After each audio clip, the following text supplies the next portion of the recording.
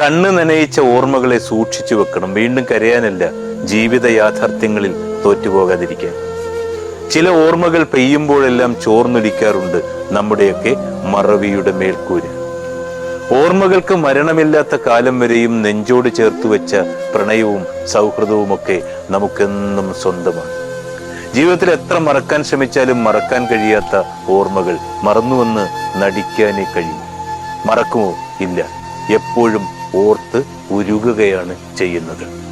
മറവിയുടെ ആഴങ്ങളിൽ കുഴിച്ചിടുന്തോറും ഓർമ്മകൾക്ക് പുതിയ തളിരുകൾ കിളിർത്തു വരും.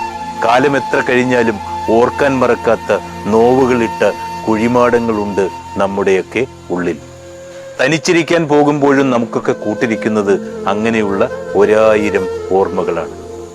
ഓർത്തോർത്ത് നമ്മളെ തന്നെ മരവിപ്പിക്കുന്ന ഓർമ്മകൾ.